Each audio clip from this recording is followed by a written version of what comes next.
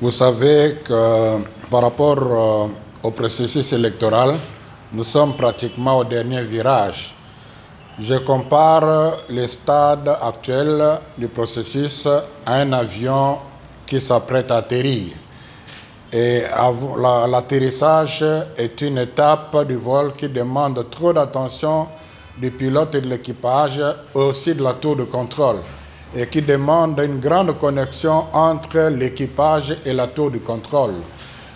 L'équipage, c'est le président Kadim et ses collaborateurs, et nous sommes quelque peu la tour de contrôle. Donc dans cette dynamique-là, pour accompagner la CENI pour un bon atterrissage, que nous sommes venus échanger avec lui. Vous savez, la dernière actualité, c'est que la CENI a mis sur le site la cartographie électorale. Ça, c'est déjà quelque chose qui traduit la volonté de la transparence. C'est une publication provisoire avec l'intention que les gens vérifient, surtout qu'on n'avait pas affiché partout dans les bureaux, sauf dans quelques antennes, pour que les gens vérifient et s'il y a à corriger, qu'on corrige. C'est dans cette dynamique-là que notre mission d'observation est allée vérifier la cartographie et a relevé ce qui est d'ailleurs dit clairement dans le communiqué, les erreurs.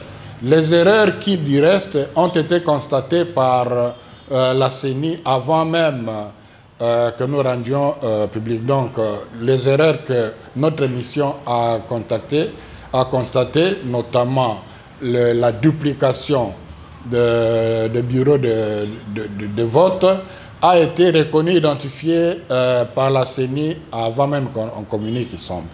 Alors, bon, nous avons fait un communiqué par rapport à cela. La CENI a réagi avec un autre communiqué, évidemment dans la mesure où il considérait que ce que nous avons dit a déjà été pris en compte. Donc, nous constatons qu'il y a eu erreur matérielle identifiée. Ce n'était pas caché parce que c'est la CENI qui a publié ça dans le site. Nous félicitons nos observateurs d'avoir fait un bon travail. Nous félicitons la CENI d'avoir identifié à temps ces erreurs et surtout d'avoir corrigé. Je crois que le plus important, c'est cette dynamique.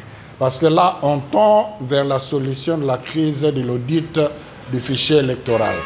Si la CENI, pour la publication définitive, place la cartographie dans le site de la CENI sous un format téléchargeable et que nous vérifions, nous voyons que tous ces correctifs ont été faits, nous serons les premiers à dire clos le dossier doute sur le fichier électoral. Donc nous espérons qu'on arrivera à ce moment-là. Et vous savez que le fichier est flexible. Le fichier est perfectible. Jusqu'à peut-être quelques jours, on aura vraiment un fichier définitif. Donc comme observateur, nous le savons.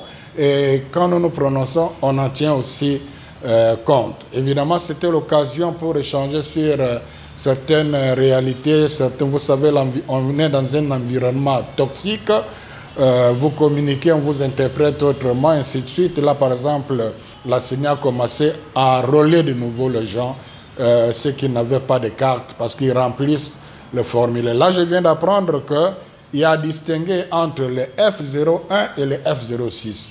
Le F01, c'est le formulaire qu'on remplit quand on est enrôlé. Mais quand on perd la carte, on vient remplir, c'est autre chose. Donc, ce n'est pas un deuxième enrôlement. Et ça nous rassure. Donc, en conclusion, nous avons levé une bonne option. Désormais, la CENI s'engage à être transparent et à être ouvert. Nous allons travailler, on n'a même pas besoin de trop de communiquer, travailler avec elle et jusqu'à ce qu'elle va afficher publiquement. Et puis, nous allons constater, en toute responsabilité, parce que nous avons besoin de bonnes élections. Et pour le reste, nous avons réitéré la recommandation qui, du reste, est déjà prise en compte par la CENI, l'affichage bureau de vote par bureau de vote. Et ils nous ont rassuré aussi qu'ils vont être proactifs pour les observateurs. Donc, je crois que sur cette note, il y a de quoi être apaisé.